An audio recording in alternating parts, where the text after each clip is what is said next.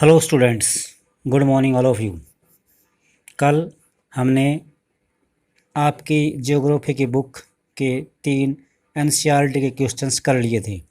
उसके बाद आज हम क्वेश्चन नंबर 4 और कुछ एक्स्ट्रा क्वेश्चंस कर रहे हैं। आप ध्यान से सुनना और प्रश्नों को अपनी कॉपी में लिखना। स्टार्ट करते हैं लेसन नंबर 4। लेसन नंबर 4 में क्वेश्चन नंबर 4 है, अंतर स्पष्ट कीजिए। ये आपको क्लियर दिखाई दे गया होगा। अब अंतर स्पष्ट कीजिए। पहला प्रश्न है, प्राथमिक क्रियाएं और तृतीयक क्रियाएं। प्राथमिक क्रियाएं जमीन से जुड़ी हुई क्रियाएं होती हैं और तृतीयक क्रियाएं सेवा क्षेत्र बोलते हैं इसको। इस प्रश्न की जगह आप थोड़ा सा चेंज कर लीजिए। इसमें इस प्रश्न की जगह आप लिख सकते हैं प्राथमिक क्रियाएं, तृतीयक क्रियाएं और द्वितीयक, अर्थात प्राथमिक क्रियाएं, द्वितीयक क्रियाएं और तृतीयक क्रियाओं में क्या अंतर है। तीनों की परिभाषा लिखी जाएंगी। इसमें आपकी बुक में फर्स्ट पेज पर आते हैं हम, जहाँ से ये चैप्टर स्टार्ट है। ये है, जैसे निशान लगा हुआ पेंसिल से, प्राथमिक क्रियाओं के अंतर्गत, यानी यहाँ से प्राथमिक क्रियाओं के अंतर्गत यहाँ से स्टार्ट करके आगे आपको लास्ट तक लिखना है। मैं पढ़ के बताता हूँ आपको कैसे लिखना है। आंसर ये है, प्राथमिक क्रियाओं के अंतर्गत उन सभी क्रियाओं को शामिल किया जाता है जिसका संबंध प्राकृतिक संसाधनों के उत्पादन और निष्कर्षण से है। यहाँ पर ये समझाने की कोशिश की गई है कि प्राथमिक क्रियाएं उन क्रियाओं कहते हैं जो ज़मीन से जुड़ी हुई होती हैं और ज़मीन से कुछ वस्तुएं निकाली जाती हैं, जैसे खनन के माध्यम से कुछ निकालते हैं। जो बोल के बता रहे हो मैं, ये नहीं लिखना है आपने, जो बुक वाला है सीधा ये उतारना है। जैसे कृषि, मछली पालन, संग्रहण, इनके अच्छे उदाहरण हैं। ये हो गया हमारा प्राथमिक क्रियाएं। दूसरा टॉपिक है द्वितीयक क्रियाएं। इन संसाधनों के प्रसंस्करण से संबंधित है। कौन, इसमें लाइन लिखी हुई है, इन संसाधनों के, इनका मतलब यानी प्राथमिक क्रियाओं में जो भी उत्पादन होता है, जैसे कपास उगाई जाती है प्राथमिक क्रिया के अंतर्गत, इससे फिर हम मिल में भेज देते हैं कपास को, वहाँ से मिल की प्रोसेसिंग होके बिनोड़े अलग, खड़ अलग और धागा अलग, ये 3 प्रक्रियाएं होती है, तो इसको बोलते हैं प्रसंस्करण।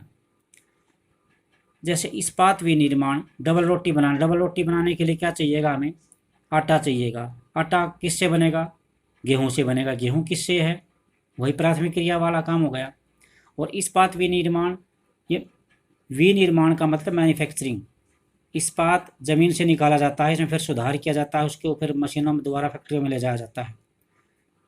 फिर कपड़ा बुनना, कपड़ा किससे बुनता है, कपास से। कपास कहाँ से आती है, वही खेतों से। तो प्राथमिक सेक्टर में जो भी कुछ उत्पादन होता है वो द्वितीयक सेक्टर की क्रियाओं के लिए सहायक के रूप में काम करता है। ये एग्जाम्पल थे इसके। इसके बाद है तृतीयक क्रियाएं। प्राथमिक और द्वितीयक क्षेत्र को सेवा कार्यों द्वारा सहयोग प्रदान किया जाता है, अर्थात प्राथमिक और द्वितीयक क्षेत्र में जो भी काम शुरू किया जाता है उनमें आने वाली रुकावटों को दूर करने के लिए तृतीयक क्षेत्र काम करता है। जैसे व्यापार शुरू करने के लिए किसी भी व्यक्ति को पैसे चाहिए तो पैसे मिलेंगे बैंक से, लोन के द्वारा। फिर उसने माल बना लिया और माल बनाने के लिए दूसरे स्थान पर पहुंचाना पड़ेगा, तो वो जाएगा यातायात ट्रांसपोर्ट के माध्यम से, तो ये सेवा क्षेत्र होता है, इसको बोल सकते हैं। फिर माल जाता है और इसमें डर रहता है कहीं पर कोई नुकसान ना हो जाए, आग ना लग जाए, चोरी ना हो जाए, तो इसके लिए बीमा होता है। और तीसरा है, हमारा माल अंतिम उपभोक्ता तक पहुंचना चाहिए, इसके लिए हमारे पास विज्ञापन सहायता करता है। तो इस प्रकार प्रत्येक अर्थव्यवस्था में ये 3 क्रियाएं होती हैं, प्राथमिक क्रियाएं, द्वितीयक क्रियाएं और तृतीयक क्रियाएं। इन तीनों का जो ये पैराग्राफ है, ये आंसर के रूप में आप लिख सकते हैं। यही लिखना है आपको। नेक्स्ट जो हमारा क्वेश्चन था वो है, आप देख भी सकते हैं, निर्वाह कृषि और गहन कृषि में अंतर स्पष्ट कीजिए। निर्वाह कृषि, निर्वाह का मतलब होता है गुजारा, जीवन यापन। तो निर्वाह कृषि ये दिखा रखा है, बिल्कुल पेंसिल से निशान लगा रखा है।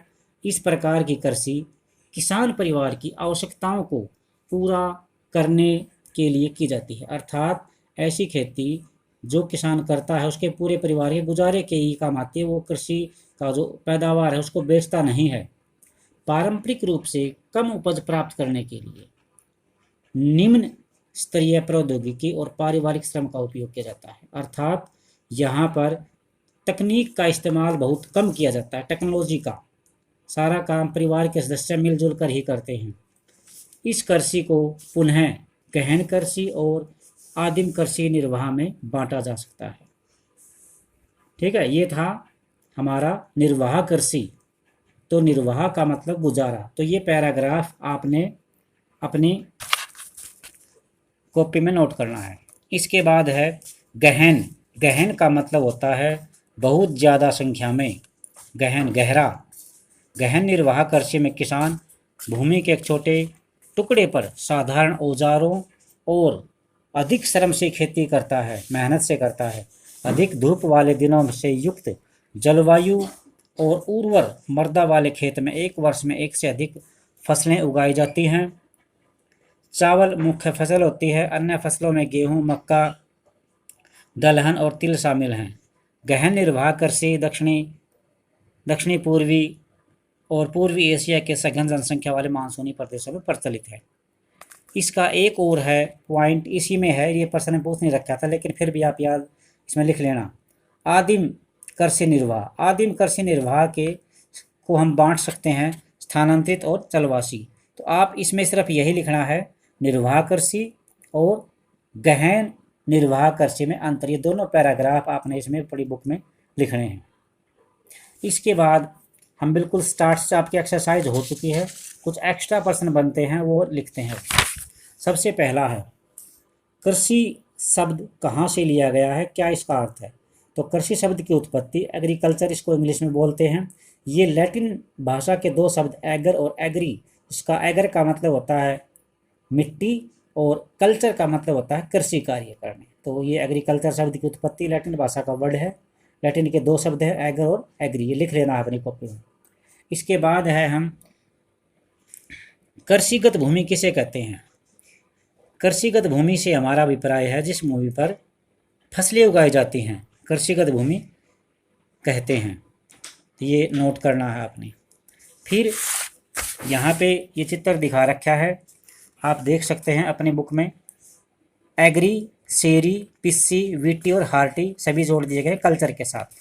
तो एग्री को हम कल्चर के साथ जोड़ेंगे तो बन गया एग्रीकल्चर। एग्रीकल्चर का मतलब क्या होता है, मृदा की जुताई, फसलों को उगाना, पशुपालन का विज्ञान और कला है, इसे खेती भी कहते हैं।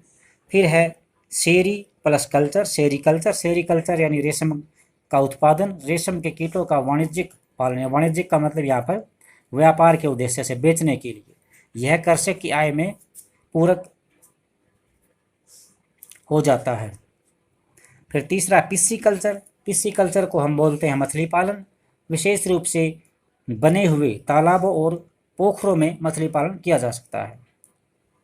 फिर है विटीकल्चर। विटीकल्चर को हम बोलते हैं द्राक्षा कृषि, अर्थात अंगूरों की खेती जब जहाँ पर होती है उसको बोलते हैं विटीकल्चर। और लास्ट है हॉर्टिकल्चर। हॉर्टिकल्चर का मतलब है वाणिज्यिक उपयोग के लिए, यानी बेचने के लिए सब्जी, फूल और फलों को उगाना। तो ये हमारा हॉर्टिकल्चर हो गया। तो ये इन सबको नोट करना है। इसके बाद है कृषि तंत्र। कृषि तंत्र से क्या अभिप्राय है। कृषि तंत्र, कृषि या खेती को एक तंत्र के रूप में देखा जा सकता है। इसमें महत्वपूर्ण निवेश, यानी इसमें क्या हम सबसे पहले खेती करने के लिए क्या क्या डालते हैं, बीज, उर्वरक, मशीनरी और श्रमिक है। प्रश्न क्या बनेगा, कृषि तंत्र से क्या अभिप्राय है, और फिर इसका आंसर लिखना है। तो ये तो हो गया इनपुट। इसके बाद जुताई, बुआई, सिंचाई, निराई और कटाई, इसकी कुछ क्रियाएं होती हैं। इस तंत्र के इस तंत्र के निर्गतों के रूप में हमें क्या मिलता है अभी? फसल है, ऊन है, डेयरी और कुक्कुट उत्पादन आते हैं। कुक्कुट का मतलब यहाँ पर है मुर्गी पालन। ठीक है, इसके बाद आप आगे चलते हैं। स्थानांतरित कृषि। स्थानांतरित कृषि को शिफ्टिंग एग्रीकल्चर भी बोलते हैं। स्थानांतरित कृषि, ये कृषि अमेजन बेसिन के सघन वन क्षेत्रों, उष्णकटिबंधीय अफ्रीका, दक्षिणी पूर्वी एशिया और उत्तरी पूर्वी भारत के भागों में प्रचलित है।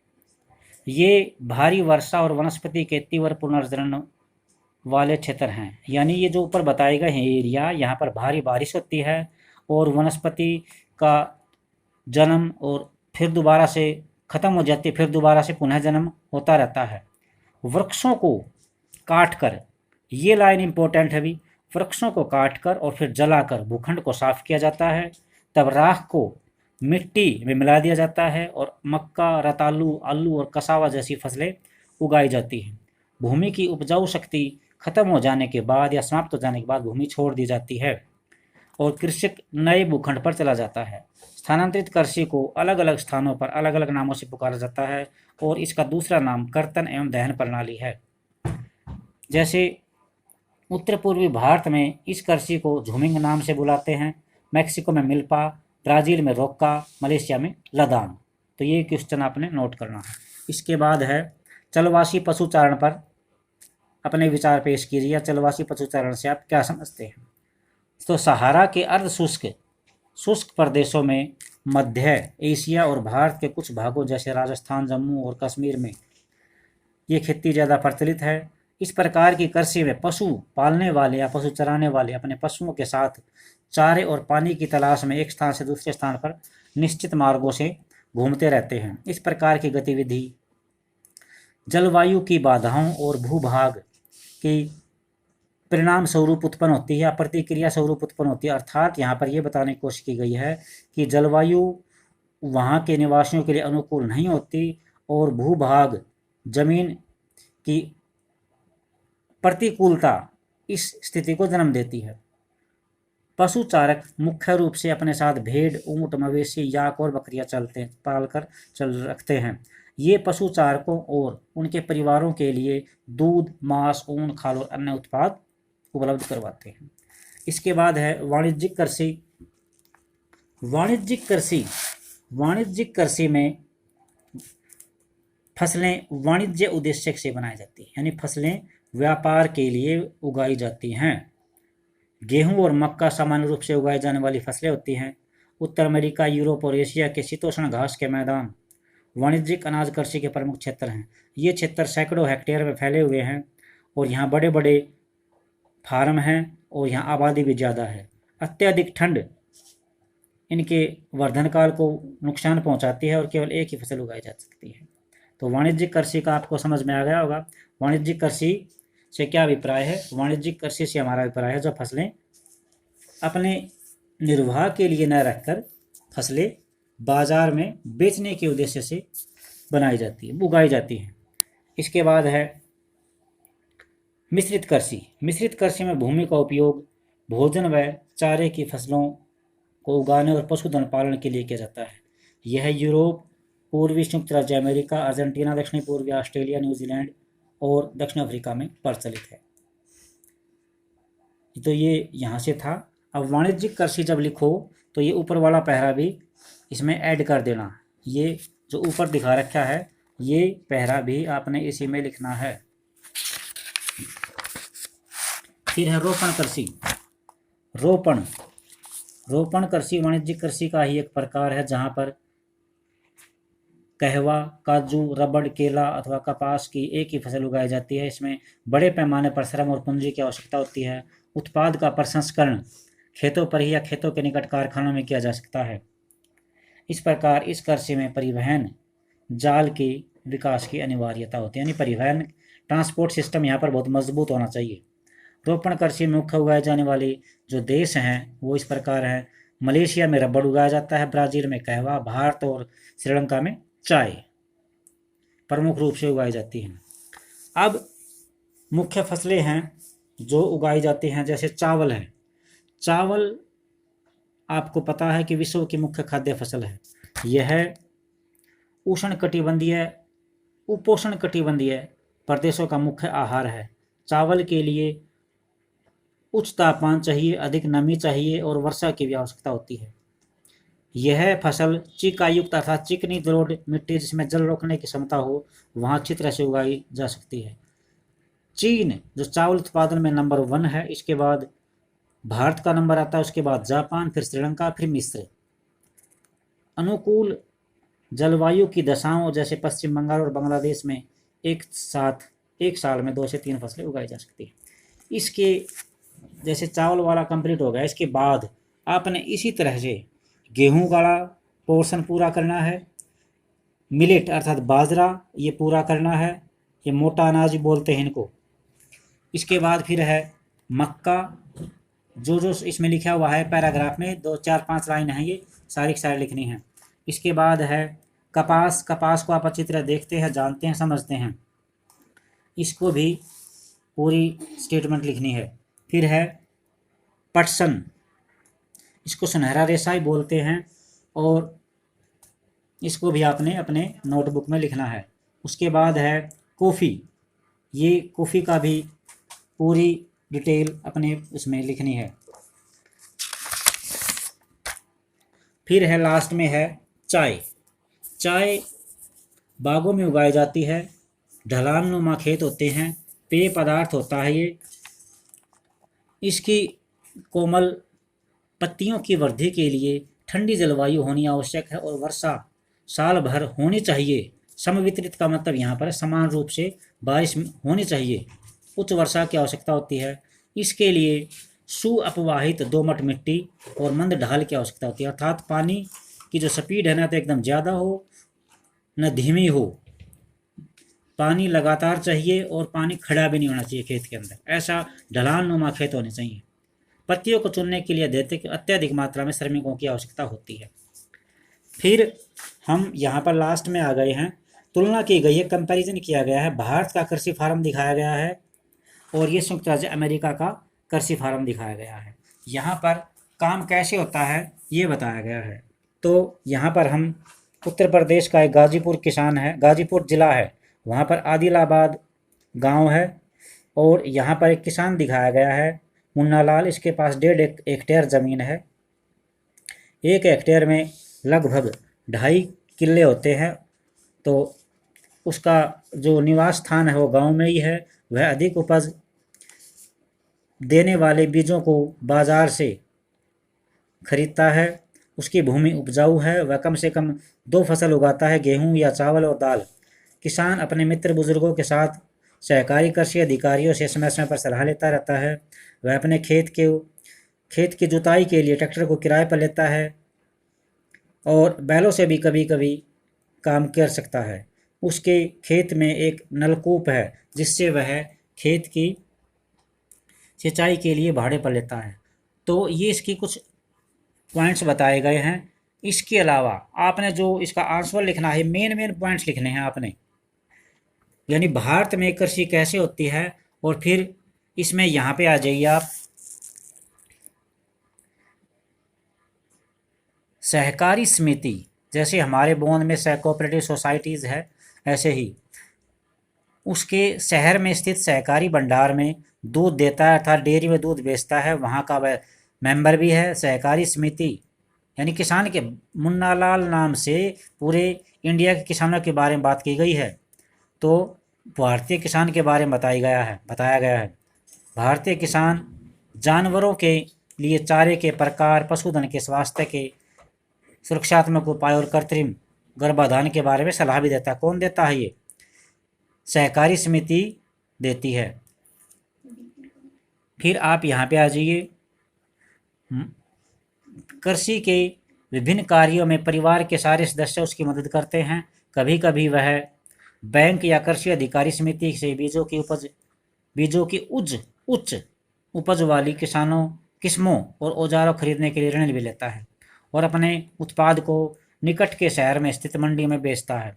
अधिकांश किसानों के पास अनाज भंडारण करने की सुविधा नहीं होती, इसलिए बाजार बाजार के अनुकूल न होने पर, यानी उनके लिए फ़ायदा न होने पर भी वे बाजार में अपने प्रोडक्ट को बेचने के लिए मजबूर होते हैं।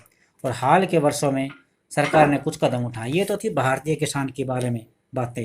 अब आ जाओ आप संयुक्त राज्य अमेरिका जो के बारे में कैसे काम होता है। संयुक्त राज्य अमेरिका में हमारी तरह खेत नहीं होते। वहाँ पर एक फार्म का आकार भारतीय फार्म की तुलना में बहुत बड़ा होता है। संयुक्त राज्य अमेरिका में एक एक जो खेत का आकार है वो लगभग 250 हेक्टेयर का होता है।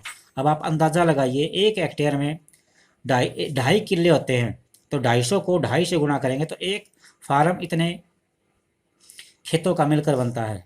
किसान यहाँ पर फार्म में ही रहता है। यहाँ पर मक्का, सोयाबीन, गेहूँ और चुकंदर उगाया जाता है। संयुक्त राज्य अमेरिका के मध्य पश्चिम में स्थित आयोवा राज्य के किसान के बारे में बताया गया है, जिसका नाम होरेन है। 300 हेक्टेयर इसके पास भूमि है। वह अपने खेत में मक्का तब उगाता है जब उसे पक्का यकीन हो जाए कि मिट्टी और जल उसको लगातार अपनी फसल के लिए मिलता रहेगा और फसल में लगने वाले कीड़ों या पीड़कों पर नियंत्रण के लिए पर्याप्त उपाय उसके लिए लाभदायक होंगे। समय समय पर वह मिट्टी के नमूनों की जांच करवाता रहता है, जांच के लिए भेजता है और उससे ये पता चल जाता है कि मिट्टी पोषक है या नहीं। ये परिणाम जो होरन नाम का किसान है उसको वैज्ञानिक उर्वरक कार्यक्रम की योजना बनाने में मदद करते हैं। उसका जो कंप्यूटर उसके पास कंप्यूटर भी है। इतना चेंज है हमारे यहाँ पर और अमेरिका के किसानों में। उसके पास कंप्यूटर है जो कि सीधा उपग्रह सैटेलाइट से जुड़ा हुआ है, जो उसे खेत की तस्वीर पेश करता है। यह रासायनिक उर्वरक और पीड़कनाशकों का आवश्यकता अनुसार प्रयोग करने में उसकी मदद करता है। वह ट्रैक्टर, बीज बोने की मशीनों, समतलक का मतलब है हमारी यहाँ जैसे गाँव में बोल देते हैं जमीन को, ऊंची नीची जमीन उसको एक जैसा करवाना, समतलक यानी गोड़ी लगवाना। संयुक्त हार्वेस्टर और थ्रेशर का उपयोग कृषि संबंधी अलग अलग क्रियाओं के लिए करता है। अनाज स्वचालित अन्न भंडार में, यानी हमारे यहाँ पर गोदाम नहीं है, जबकि अमेरिका में स्वचालित ऑटोमेटेड है अन्न भंडार। वहाँ पर अपने आप अनाज जो है संचित हो जाता है। या बाजार के जो एजेंट होते हैं, अभिकरण का मतलब यहाँ पर एजेंट है। जैसे हमारे यहाँ पर क्या बोलते हैं, आड़ती। बाजार अभिकरणों में भेज दिया जाता है। संयुक्त राज्य अमेरिका में किसान एक बिजनेसमैन की तरह काम करता है, न कि एक खेतीहर किसान की तरह। तो ये आपके कुछ क्वेश्चन थे एक्स्ट्रा, जिनको आपने अपने कॉपी में लिख लेना है। धन्यवाद।